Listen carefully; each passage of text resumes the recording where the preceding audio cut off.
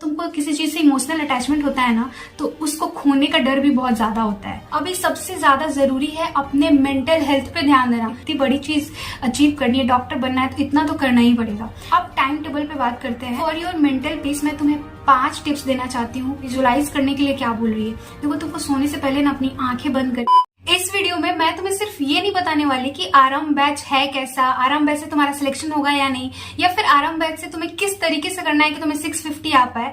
मैं इस वीडियो में तुमको कंप्लीट रोड मैप बताने वाली हूँ, कंप्लीट प्लान बताने वाली हूँ कि किस तरीके से तुमको स्टेप वाइज आगे बढ़ना है एंड आराम बैच को किस तरीके से इफिशियंटली यूज करना है ताकि तुम उससे ज्यादा फायदा ले पाओ। एंड इसी के साथ साथ तुमको अभी सबसे ज्यादा जरूरी है अपने मेंटल हेल्थ पे ध्यान देना, क्योंकि अब लास्ट का 3 मंथ बाकी जाएगा तुम्हारे पास नीट 2024 के लिए। एंड ये बहुत ही ज्यादा क्रूशियल होता है। इस टाइम में अपने आप को मेंटेन करना, अपने हेल्थ को मेंटेन करना एंड स्पेशली अपने मेंटल हेल्थ को सही रखना बहुत ज्यादा इंपॉर्टेंट है। तो इस वीडियो में मैं तुम्हें ये भी बताने वाली हूँ कि अपने मेंटल हेल्थ को तुम्हें किस तरीके से ध्यान देना है, किस तरीके से अपने मेंटल हेल्थ को सही बनाए रखना है ताकि तुम ये जो जंग है नीट 2024 का, इसको सिर्फ जीतो नहीं बल्कि एक अच्छे मार्क्स से, एक अच्छे रैंक से तुम एक अच्छे गवर्नमेंट मेडिकल कॉलेज में जा पाओ। वीडियो एंड तक देखो एंड अच्छा लगेगा तो प्लीज प्लीज प्लीज चैनल को मेरे सब्सक्राइब कर लेना ताकि मैं तुम्हें इसी तरीके से आगे मोटिवेट करते रहूं, आगे इसी तरीके से गाइड करती रहूं।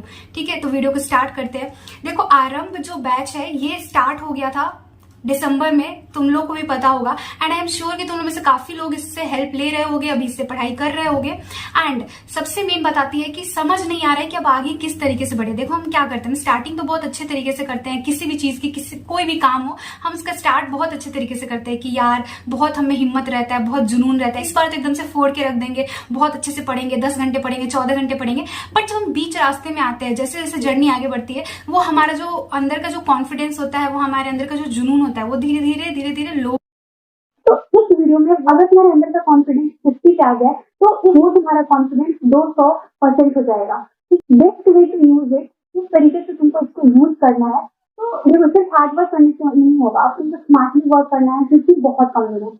कैसे तुम 650 तक पहुंच सकते हो अगर तुम स्टार्ट कर रहे हो तो देखो जीरो पे कोई भी नहीं होता है। सारे एस्पिरेंट को कुछ ना कुछ मालूम जरूर होता है। तो जीरो पे आप लोग अपने आप को कंसीडर ही मत करो, अपने आप को ऐसा दिखाओ कि मेरे को बहुत सारी चीजें आती है, बस यही है कि मुझे उसमें थोड़ी सी पॉलिशिंग करनी है एंड अपने आप पे थोड़ा काम करना है एंड मैं इजिली 650 620 तक पहुंच सकती हूँ। तो तुम्हारा सिलेक्शन प्लान क्या रहेगा, देखो टाइम कितना बचा है, टाइम अप्रोक्सीमेटली तुम्हारे पास 110 डेज है। ठीक है, तो इसको कितने अच्छे से तुम यूटिलाइज कर लो इसके बारे में सोचो, दिन रात इसी पे तुम्हारा सोच होना चाहिए। इस 110 दिन को तुम 2 पार्ट में डिवाइड कर लो। पहले के कुछ जो दिन होंगे उनमें तुमको सिलेबस कंप्लीट करना है एंड रिवीजन करना है। तुम्हारा एक बार सिलेबस कंप्लीट हो जाएगा तो उसके बाद तुमको किस पे ध्यान देना है, मॉक टेस्ट एंड रिवीजन। तुम्हारा जो डाउट है वो मैं सबसे पहले लूंगी, जो तुमने मुझसे कमेंट सेक्शन में पूछ रखे हैं कि दी सिर्फ आरंभ बैच के लेक्चर से हो जाएगा या फिर कुछ और करना पड़ेगा। तो देखो हो तो जाएगा, यस लेक्चर के लिए अच्छा है, तुम नोट्स बनाने के लिए, कॉन्सेप्ट को पढ़ने के लिए, समझने के लिए बहुत अच्छा है। तुमको इसी को फॉलो करना। आरंभ बैच से तुम्हारा सिलेक्शन फॉर श्योर हो सकता है। ये जो तुम पूछ रहे हो ना, आरंभ बैच का रिव्यू बना दो, आरंभ बैच के बारे में बता दो, होगा या नहीं होगा या नहीं। देखो मैं तुम्हें श्योरली बता रही हूँ तुम्हारा सिलेक्शन आरंभ बैच से पक्का होगा। इस वीडियो में आगे मैं जो तुम्हें चीजें बताने वाली हूँ, अगर तुम उसको अच्छे से यूटिलाइज कर लो तो और बढ़िया हो सकता है। बट तुमको करना क्या है, क्वेश्चन प्रैक्टिस भी करना है यूट्यूब के वीडियोज से। सिर्फ आरंभ बैच के लेक्चर पे तुम्हें नहीं रहना है, इसके साथ साथ तुमको यूट्यूब पे बहुत सारे ऐसे फ्री लेक्चर मिल जाएगा जहां से तुम क्वेश्चन प्रैक्टिस कर सकते हो। और ये मैंने अपने टाइम पे किया था। तुम पीडब्ल्यू वाले चैनल पे भी देख सकते हो, जो पीडब्ल्यू के बहुत सारे चैनल्स हैं, वहां पे भी तुमको क्वेश्चन प्रैक्टिस वाले वीडियोस मिल जाएंगे। तो तुमको क्या करना है, तुमको आरंभ का जो भी लेक्चर मिल रहा है वहां से पढ़ना है, वहां से नोट्स बनाना है। जो दूसरे वीडियोस है क्वेश्चन प्रैक्टिस वाले, उनको भी देख के वहां से अपने क्वेश्चन प्रैक्टिस को बेहतर बनाना है। देखो क्योंकि एट लास्ट तुमको क्वेश्चन ही बनाना है जाके नीट एग्जाम में, इसलिए इस पे ध्यान देना बहुत ज्यादा जरूरी है। तो आरंभ से हो जाएगा, बट क्वेश्चन प्रैक्टिस के लिए तुमको और वीडियोस देखने हैं।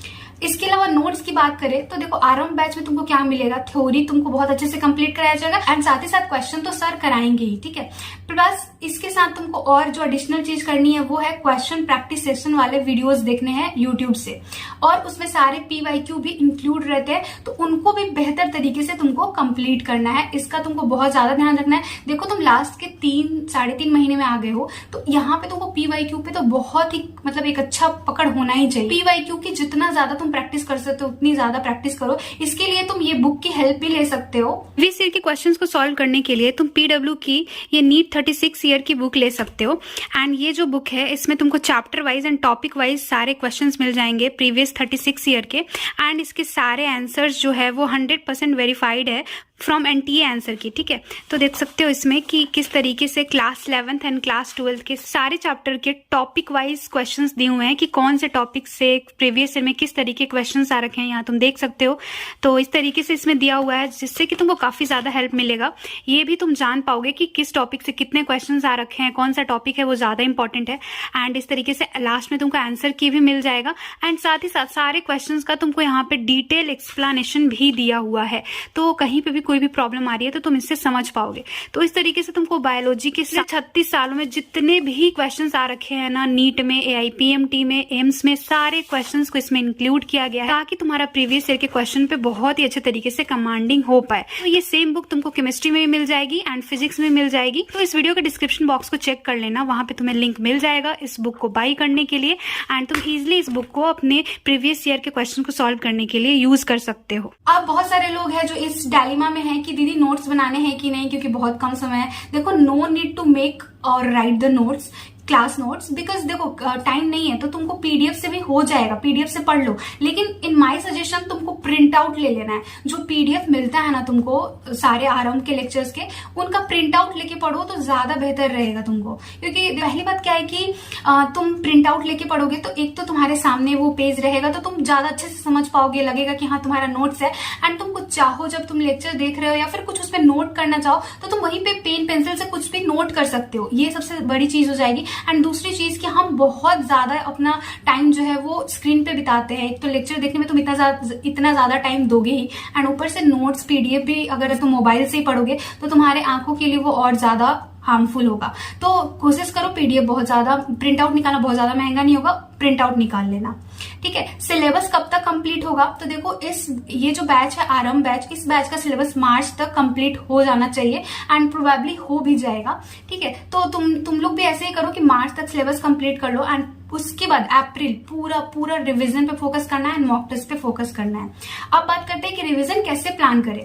तो देखो, आज का पढ़ा हुआ ना तुमको आज रात को रिवाइज किए बिना सोना ही नहीं है। प्रॉमिस करो, अपने आप से प्रॉमिस करो कि आज जितना पढ़ाई हुआ है, जो मैंने पढ़ा है, जो भी चैप्टर पढ़ा है, उसको रात को बिना रिवाइज किए मुझे नहीं सोना है। तो डेली का अगर तुम डेली ही रिवाइज कर लोगे एंड लास्ट में जाके सारी चीजें पाइल अप नहीं होंगी तो तुमको डर भी कम लगेगा कि अरे मैंने पहले से भी रिवाइज कर रखा है, कुछ ना कुछ चीजें दिमाग में तुम्हारे रहेंगी स्टार्टिंग से ही। तो कोशिश करो डेली रिवाइज करने का। डेली तुमको सिर्फ 60 मिनट्स निकालने हैं। कोशिश करो कि 1 घंटा तुम निकाल पाओ। अगर नहीं होता है तो 30 मिनट ही दो, बट रिवीजन के लिए 30 मिनट, एटलीस्ट 30 मिनट जरूर निकालो। देखो, for physics and physical chemistry तुमको फॉर्मूला नोट्स जरूर बनाने हैं। एंड बहुत लोगों को समझ में नहीं आता है कि फॉर्मूला जो नोट्स होता है, फॉर्मूला सीट होता है, वो किस तरीके से बनाना है। तो मैंने अपने टेलीग्राम चैनल पे डाल रखा है एंड टेलीग्राम चैनल का लिंक तुमको डिस्क्रिप्शन बॉक्स में मिल जाएगा। सेम नेम से ही है, मेडिको शालिनी। तो वहां से जाके एक बार तुम चेकआउट कर सकते हो कि शॉर्ट नोट्स बनाते कैसे है फिजिक्स में, फिजिकल केमिस्ट्री में।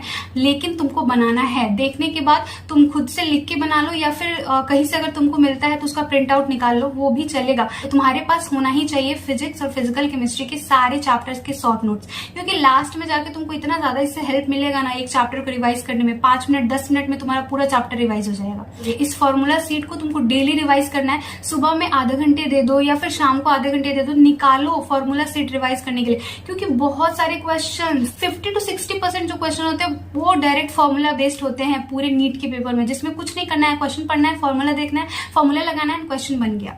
तो फॉर्मूला पे तो एकदम खास ध्यान तुम्हारा होना चाहिए, ठीक है। अब बात करते हैं कि देखो संडे को तुमको रिवीजन किस तरीके से प्लान करना है। तो मैं तुम्हें बताती हूँ, देखो तुमको अब से कम 12 से 13 घंटे की पढ़ाई करनी होगी, नहीं तो नहीं होने वाला। अगर तुम अभी से एक्सपेक्ट कर रहे हो कि 650 तक तुम पहुंच पाओ तो तुमको कड़ी मेहनत तो करनी ही पड़ेगी। देखो नहीं हो पाता है, स्टार्टिंग में नहीं होगा, लेकिन धीरे धीरे तुमको अपने आप को उस हैबिट में डालना पड़ेगा कि तुम 13 घंटे 14 घंटे पढ़ाई कर पाओ। एंड उतना मुश्किल नहीं है यार, तुम खुद के लिए नहीं कर सकते। अगर खुद को कुछ अचीव कराना है, इतनी बड़ी चीज अचीव करनी है, डॉक्टर बनना है, तो इतना तो करना ही पड़ेगा। अब देखो संडे को क्या करना है, तुमको बायोलॉजी को 4 घंटे, केमिस्ट्री को 4.5 घंटे एंड सेम फिजिक्स को 4.5 घंटे देने हैं। एंड ये जो शेड्यूल है ये उस दिन का शेड्यूल है जिस दिन तुम्हारा कोई भी मॉक टेस्ट नहीं रहेगा संडे को। उस दिन तुमको पूरा का पूरा रिवाइज करना है। सारे चैप्टर जो भी पूरे वीक में तुमको हुए हैं, जो भी तुम्हें पूरे वीक में पढ़ाए गए, उन सबको तुमको संडे को रिवाइज करना है। बट अगर किसी दिन अगर मॉक टेस्ट होता है तो तुमको क्या करना है कि मॉक टेस्ट एंड उसके एनालिसिस पे सबसे ज्यादा समय देना है। लगभग मान लो कि तुम्हारा 3 घंटे 20 मिनट का मॉक टेस्ट होता है एंड उसके बाद 2 घंटे तुमको पूरे 2 घंटे देना है उसके एनालिसिस पे, क्योंकि एनालिसिस करना बहुत ज्यादा इंपॉर्टेंट है। तभी तुम अपने गलतियों पे काम कर पाओगे। एक बार पता तो लगाओ कि मेरी गलतियां हो कहाँ रही है मॉक टेस्ट में, ठीक है। तो इस तरीके से रहेगा। और बाकी जब ये जो इसमें जो समय बचता है वो तुम रिविजन के लिए दोगे मॉक टेस्ट के बाद, ठीक है। अब टाइम टेबल पे बात करते हैं, क्योंकि बहुत सारे बच्चों ने पूछ रखा है कि दीदी टाइम टेबल बता दो। तो ये जो टाइम टेबल है तुम्हारे लिए बहुत सही रहने वाला है। अगर तुम इसको अच्छे से फॉलो करते हैं, अंदर बहुत ज्यादा चेंज देखने को मिलेगा। देखो मैंने थोड़ा सा चेंजिंग किया है। रात के 11 बजे से स्टार्ट हो रही है टाइम टेबल। देखो रात को 11 से 1 तुमको क्या करना है, शॉर्ट नोट्स बनाने हैं। शॉर्ट नोट्स बनाने हैं उस चैप्टर के जो तुमने दिन में पढ़ी है। जैसे मान लो आज तुमने स्ट्रक्चर ऑफ एटम पढ़ा, तो उसका शॉर्ट नोट्स तुम उस दिन बनाओगे रात को 11 से 1 के बीच में, ठीक है। और ये शॉर्ट नोट्स बनाने वाला जो काम है ये फिजिक्स और केमिस्ट्री में होता है स्पेशली, ठीक है। अगर किसी दिन बायोलॉजी की अगर पढ़ाई हुई, बायोलॉजी पढ़ाया गया, तो बायोलॉजी में तुमको उस दिन एनसीईआरटी पढ़ना है 11 से 1 के बीच में। एनसीईआरटी पढ़ना मस्ट है यार, बायोलॉजी में तो तुम बिल्कुल भी स्किप नहीं कर सकते हो। और केमिस्ट्री में इनऑर्गेनिक में स्पेशली और ऑर्गेनिक में भी 1 से 2 बार तो जरूर पढ़ लेना। फिजिकल नहीं पढ़ोगे चलेगा। कि 1 बजे के बाद तुमको रात में सो जाना है। After 1 PM sleep. सुबह से बात करते हैं। 7 बजे मान लो कि तुम उठे, 6 घंटे तुम आराम से सो जाओ। सोने में कोई भी कॉम्प्रोमाइज नहीं करना है। 7 से 8 तुमको फ्रेशन अप हो जाना है। थोड़ा वॉक पे जा सकते हो, योगा कर सकते हो। योगा मेडिटेशन जरूर करना, बहुत ज्यादा तुमको फायदा होगा। अभी के लिए नहीं, लॉन्ग टर्म तुमको बहुत ज्यादा फायदा होगा। उसके बाद 8 बजे से 11 बजे तक तुम्हारी पहली स्लॉट होगी पढ़ाई करने की। इसमें तुमको क्या करना है, क्वेश्चन प्रैक्टिस वाला वीडियो देखना है। नीट वाले टाइम पे जो क्वेश्चन प्रैक्टिस कराते थे ना सर, वो तुमको सारे वीडियोस PW के चैनल पे भी मिल जाएगा, जहां पे उन्होंने सिर्फ और सिर्फ क्वेश्चन प्रैक्टिस कराया। MR सर का भी मिल जाएगा। फिजिक्स में एंड केमिस्ट्री में तुमको बहुत सारे, Amit Mahajan sir, Dolly ma'am, Pankaj sir, इन सबके वीडियोस तुमको मिल जाएंगे यूट्यूब पे। तो वो वीडियोस जरूर देखने हैं उस पर्टिकुलर चैप्टर के जो तुमने पिछले दिन जो तुमने पढ़ा था। आगे तुमको पता लगेगा कि कौन से चैप्टर की मैं बात कर रही हूँ। और इसी के साथ साथ तुमको नोट्स के क्वेश्चन भी रिवाइज करने हैं। जो उस पर्टिकुलर चैप्टर का जो नोट्स होगा उसमें जो क्वेश्चन कराए गए हैं वो तुमको रिवाइज करने हैं एंड PYQs करना है। मतलब 8 से 11 वाला जो सेशन होगा वो पूरा क्वेश्चन के लिए होगा। मतलब इसमें तुमको सिर्फ और सिर्फ क्वेश्चन प्रैक्टिस करना है, ठीक है। अब बात करते हैं 12 से 1 तुम लंच कर लेना, रेस्ट कर सकते हो। 1 से 3 बजे तक बहुत सारे लोग होंगे जिनका बैकलॉग अभी भी होगा, वो कुछ देर से स्टार्ट कर रहे होंगे, तो 1 से 3 में वो अपना बैकलॉग कंप्लीट करेंगे। देखो आरंभ बैच के जो लेक्चर्स होते हैं बहुत लंबे होते हैं, आई नो, बट तुम अगर धीरे धीरे कुछ ना कुछ कंप्लीट करते चलोगे, मान लो ये 2 घंटे तुम दे रहे हो, तो 2-3 दिन में तुम्हारा एक चैप्टर तो जरूर कंप्लीट हो जाएगा, अगर तुम डेली बैकलॉग के लिए टाइम निकालो तो 1 से 3 जो बच्चे बैकलॉग में पड़े हुए हैं वो बैकलॉग कर सकते हैं, और जिनके पास बैकलॉग नहीं है वो स्पेशली बायोलॉजी पे टाइम देंगे। बायोलॉजी की एनसीईआरटी को रीड करेंगे, इनऑर्गेनिक केमिस्ट्री की एनसीईआरटी को रीड करेंगे एंड ऑर्गेनिक केमिस्ट्री के भी एनसीईआरटी को रीड करेंगे। एंड इसी के साथ साथ आप इसके क्वेश्चन प्रैक्टिस भी कर सकते हो। मतलब मान लो इनऑर्गेनिक ऑर्गेनिक के तुम जो बैक एक्सरसाइज के क्वेश्चन हो गए, इंटेक्स के क्वेश्चन हो गए, वो प्रैक्टिस कर सकते हो। जिनके पास बैकलॉग नहीं है वो 1 से 3 के बीच में ये सारी चीजें करेंगे। अब बात करते हैं 3 से 5। देखो 3 से 5 में तुमको पूरा पीछे का रिविजन करना है। तुमने एक दिन पहले क्या पढ़ा था, कौन से चैप्टर पढ़ा था, वो सारी चीजों को तुमको रिवाइज करना है फिजिक्स केमिस्ट्री बायोलॉजी में। देखो रिविजन को अभी से ही अपने शेड्यूल में रखो, क्योंकि लास्ट में चल के तुम्हारे पास रिवीजन के लिए कोई भी समय नहीं है। इसलिए अभी से रिवीजन पे जितना ज्यादा तुम टाइम दे सकते हो उतना ज्यादा टाइम दो। अब 5:30 से 11 बजे तक तुमको करंट लेक्चर देखना है। करंट लेक्चर मतलब जो आरंभ बैच में अभी चल रहा है, जो भी लेक्चर तुमको मिल रहा है, जैसे मान लो वहां पे 5 से 11 बजे तक सारे लेक्चर का टाइमिंग है। आज मान लो कि तुम्हारे लिए स्ट्रक्चर ऑफ एटम का लेक्चर आया और तुमको कभी भी करंट वाला लेक्चर नहीं देखना है। जैसे मान लो आज जो आरंभ में आज जो लेक्चर लगने वाली है वो तुम कल देखना, क्योंकि कल लाइव लेक्चर देखने जाओगे तुम्हारा बहुत समय लगने वाला है, लिटरली बहुत समय लगने वाला है। बीच में सर कभी कुछ बात करने लगेंगे या फिर कभी कुछ ब्रेक हो जाएगा, तो तुमको लाइव लेक्चर तो देखना ही नहीं है, तुमको रिकॉर्डेड लेक्चर देखना देखने हैं, तुमको रिकॉर्डेड लेक्चर ही देखना है। टाइम बचाना है तो बस टाइम नहीं है, तुम लाइव में अपना समय नहीं दे सकते हो। मैंने 5:30 से 11 बजे तक की टाइमिंग दी। अगर तुम्हारा पहले कंप्लीट हो जाता है लेक्चर देख के तो तुम उस चैप्टर को रिवाइज कर सकते हो, उसके नोट्स को रिवाइज कर सकते हो। तो इस तरीके से करना। 11 बजे तुम एक बार कर लोगे पूरे चैप्टर को कंप्लीट, तो फिर से देख लो 11 से 1 बजे तक तुम्हें उस चैप्टर के शॉर्ट नोट्स, या फिर अगर बायोलॉजी का चैप्टर है तो बायोलॉजी का तुमको एनसीईआरटी रिवाइज करना है। तो इस तरीके से ये टाइम टेबल चलेगा। और आई होप कि तुम समझ पा रहे होगे मैं क्या बताना चाह रही हूँ। तुमको कभी भी लाइव लेक्चर नहीं देखना है, लाइव लेक्चर बिल्कुल भी नहीं देखना है, रिकॉर्डेड लेक्चर ही देखना। अपना टाइम बचाना चाहते हो और अगर सिलेक्शन पाना चाहते हो तो टाइम टेबल तुमको फॉलो करना है। एंड आई एम श्योर तुम अगर ये फॉलो करते हो बहुत अच्छे तरीके से तुम सिलेबस कंप्लीट करके रिवाइज करके नीट 2024 के लिए अपने आप को तैयार कर पाओगे।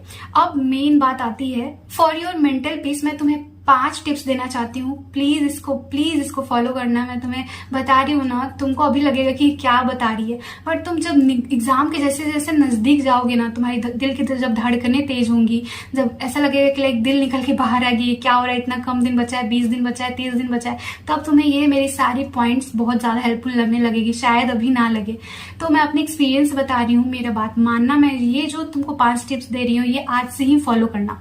पहला कि daily meditate for at least 10 minute. तुमको डेली मेडिटेशन करना है। तुम 10 मिनट ही दो, 7 मिनट ही दो, लेकिन तुमको डेली मेडिटेशन करना है। अपने माइंड को ना एक पीसफुल इन्वायरमेंट देने की कोशिश करो, क्योंकि तुम दिन भर पढ़ने जब एक बार बैठ जाओगे ना तो बहुत सारे थॉट्स आएंगे, बहुत सारी चीजें आएंगी, बहुत सारे ऐसे तुमको लगेगा कि लाइक नहीं होगा, ये वो बहुत सारी चीजें जिससे तुम सोच के डर जाओगे। लेकिन तुम सुबह में एक बार मेडिटेशन करके बैठोगे ना, बहुत अच्छा लगेगा तुमको, और ये तुमको इन सारे थॉट्स से तुमको ओवरकम करने में हेल्प करेगा। तो डेली मेडिटेशन करो। अभी से 5 मिनट ही दो, 7 मिनट ही दो, तुम करो जरूर, ठीक है। नेक्स्ट पॉइंट है कि रात को सोने से पहले 5 मिनट विजुअलाइज करो चीजों को।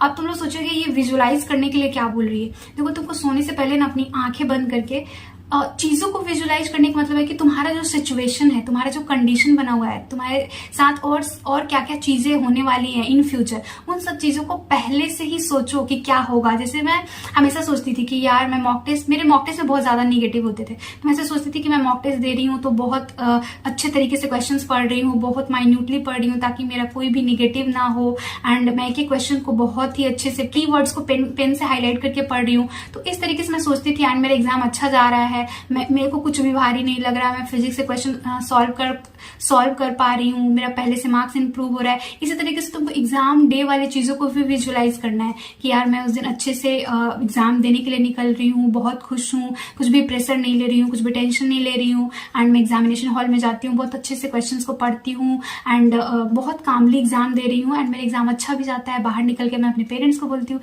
कि मेरा एग्जाम बहुत ही अच्छा गया है, मैं सिलेक्ट होने वाली हूँ, मैं डॉक्टर बनने वाली हूँ। तो ये सारी चीजें तुमको आंख बंद करके सोचना है, अपने अंदर विजुअलाइज करना है अपने ब्रेन में। तुम जैसा बोलते हैं ना, जैसा हम सोचते हैं वैसा ही होता है। क्यों? तो ये सारी चीजें हमारी ब्रेन से कनेक्टेड है, तो इसलिए अपने आप को हमेशा विजुअलाइज करवाओ सारी चीजों को, उन सारे कंडीशंस को जो तुम्हारे साथ होने वाली है आगे। तुम जैसा सोचोगे वैसा ही फल तुमको मिलेगा, ठीक है। तो ये चीज करके देखना, तुम बाद में आके मेरे को बोलोगे कि दीदी आपने कितनी अच्छी टेक्निक बताई थी। थर्ड चीज कि जिसमें भी यकीन करते हो, जो भी गॉड में तुम यकीन करते हो, उनको डेली दिन में 5 मिनट के लिए याद करो। जिसको भी तुम याद करते हो, भगवान जी को, अल्लाह को, जिसको भी याद करते हो, उनको डेली 5 मिनट के लिए, बस 5 मिनट के लिए दिन में एक बार याद करो, एंड उनसे उनके प्रति ग्रेटफुल रहो कि तुमको इतनी अच्छी अपॉर्चुनिटी मिली है, तुम नीट की प्रिपरेशन कर पा रहे हो, तुम कुछ अचीव करने वाले हो, इस तरीके से। एंड हमेशा उनको थैंक्स करो इन सब चीजों के लिए। बहुत पॉजिटिव एनर्जी आती है इसके अंदर, बहुत छोटी छोटी चीजें। अपने आप से एक स्ट्रॉन्ग प्रॉमिस करो कि मेरी लाइफ में procrastination, demotivation, regret, time pass, इन 4 चीजों के लिए मेरे लाइफ में कोई भी जगह नहीं है, ठीक है। ये प्रॉमिस तुमको खुद से अपने आप से करनी है। ये बहुत ही इंपॉर्टेंट है गाइस, क्योंकि हम तैयारी करने निकलते हैं तो बहुत ही ज्यादा मोटिवेटेड रहते हैं, लेकिन धीरे धीरे जैसे जैसे टाइम बीतता है हम डिमोटिवेशन की तरफ, स्ट्रेस लेने लगते हैं, प्रोक्रेस्टिनेशन करने लगते हैं, टाइम पास करने लगते हैं इधर उधर। 5th and most important, try to make an emotional attachment to NEET 2024। सही बता रही, तुमको लग रहा होगा कि क्या बोल क्या रही। इमोशनल अटैचमेंट क्या होता है नीट एग्जाम से? होता है गाइस, होता है। अगर तुम दिल से चाहते हो ना नीट क्रैक करना, डॉक्टर बनना, तो तुमको इमोशनल अटैचमेंट होगा नीट एग्जाम से। तो अगर नहीं है ना तो अभी भी डेवलप करने की कोशिश करो कि लाइक ये मेरे लाइफ में कितना ज्यादा इंपॉर्टेंट रोल प्ले करता है। इसके लिए हद तक गुजरने के लिए भी तुमको तैयार होना चाहिए। कैसे लोग जीए बीए बनाते हैं, इमोशनली कनेक्ट हो जाते हैं, उनके लिए कुछ भी करने के लिए तैयार हो जाते हैं, तो वो वाली कनेक्शन की यहाँ पे भी जरूरत है। अगर तुमको अभी भी नहीं समझ में आ रहा है कि तुम्हारे पेरेंट्स तुम्हारे लिए कितना कुछ कर रहे हैं, तुम्हारे लिए कितना कुछ कुर्बान कर रहे हैं अपने लाइफ में, कितनी सारी चीजें सेक्रीफाइसेस कर रहे हैं सिर्फ और सिर्फ तुम्हारे लिए, ताकि तुम डॉक्टर बन पाओ, तो कम से कम उनको याद कर लो। उनके लिए ही सही एक इमोशनल अटैचमेंट तुमको जरूर बनाना पड़ेगा, ताकि तुमको ऐसा फील हो कि लाइक अगर तुम कभी तुम मेहनत ना कर रहे हो, कभी तुम टाइम पास कर रहे हो, तो तुमको गिल्ट लगे अंदर से कि लाइक ये मैं क्या कर रहा हूँ, वो चीज उस चीज को पाने के लिए ये सही रास्ता नहीं है, ये सही चीजें मैं नहीं कर रहा हूँ। तो जब तुमको किसी चीज से इमोशनल अटैचमेंट होता है ना, तो उसको खोने का डर भी बहुत ज्यादा होता है। तो इमोशनल अटैचमेंट होना बहुत ही ज्यादा जरूरी है, ताकि वो डर तुम्हारे अंदर पैदा हो कि हाँ, कैसा ना हो कि मेरा जो डॉक्टर बनने का सपना है वो टूट जाए। तो डर रहेगा ना, तभी तुम और ज्यादा दुगनी क्षमता से मेहनत भी करोगे। ठीक है, तो ये बहुत ज्यादा इंपॉर्टेंट है। और तुमको अगर मोटिवेशन अभी भी नहीं आ रहा है नीट निकालने के लिए, तो इससे ज्यादा अभी मैं तुमको कुछ मोटिवेट नहीं कर सकती। मेरा ये वाला वीडियो जरूर देख लेना।